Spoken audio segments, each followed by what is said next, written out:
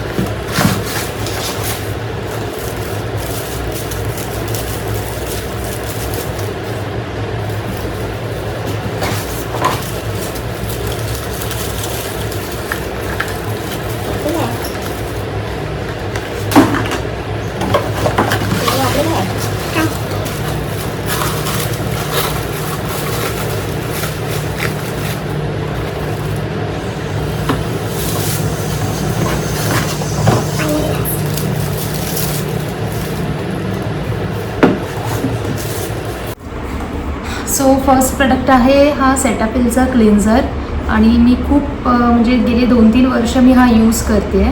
तर खूप छान रिझल्ट आहे आणि ड्राय स्किन, सेन्सिटिव्ह स्किन आणि ॲक्ने स्किनसाठी पण हा खूप परफेक्ट आहे. सो नेक्स्ट आहे माय मोस्ट फेवरेट म्हणजे डॉक्टर शेडचं सनस्क्रीन. हे पण मी गेले 2 वर्ष यूज करते आणि this is perfect for every skin tone आणि प्रत्येक वेदरसाठी हे खूप सूट करतं आणि व्हाईट कास्ट देत नाही आणि खूप छान अप्लाय होतं स्किनवर. It's very good. This is another sunscreen. हे मी माझ्या नवऱ्यासाठी मागवलं आहे. डॉट अँड कीचं blueberry hydrate barrier repair sunscreen आहे. हे SPF 50 PA++++ आहे. हे याला आवडतं याच्यासाठी की हे चिपचिप असं होत नाही आणि व्हाईट कास्ट देत नाही आणि प्लस लावल्यानंतर असं खूप लाईट वेट वाटतं, म्हणून त्याला हे खूप आवडतं. तर मी हे त्याच्यासाठी मागवलं आहे. नेक्स्ट माय फेवरेट कॉम्बिनेशन हे बी ब्लंडचा शॅम्पू आणि कंडिशनरचं कॉम्बिनेशन आहे. हे पण मी खूप वर्षापासून यूज करते आणि सूट करतं माझ्या केसांना. याच्याने ड्रायनेस कमी होतो, फ्रिझीनेस कमी होतो आणि हेअरफॉलसाठी पण चांगलं आहे. तर याचा मी एक वेगळा व्हिडिओ करणार आहे आणि मी त्याचं डिस्क्रिप्शन त्यावेळी तुम्हाला सांगते. हा आहे इनसाईडचा HD finishing loose powder, flawless matte finish.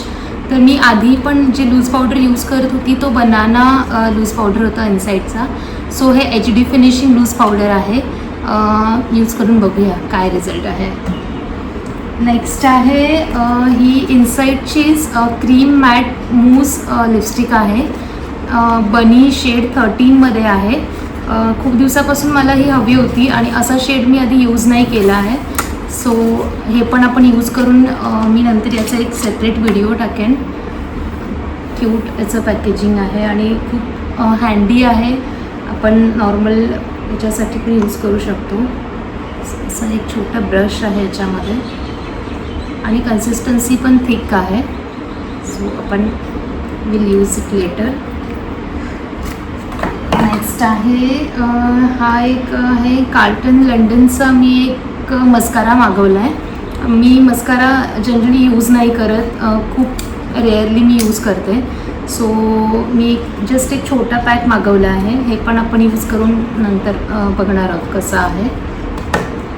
एक अजून एक लिपस्टिक आहे इनसाईडचीच. ही कलर रिच लिप लायनर आहे. सॉरी, याच्यामध्ये जोजोबा ऑइल आणि विटॅमिन ई ऑइल आहे. सो याचं शेड आहे bite of plum 03.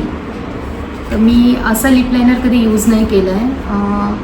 So let's see, बघूया काय आहे. यामध्ये मोस्टली असे प्रोडक्ट आहेत जे मी आधी तसं यूज नव्हते केले, बट त्याचं नवीन व्हर्जन मी आता ट्राय करून बघणार आहे.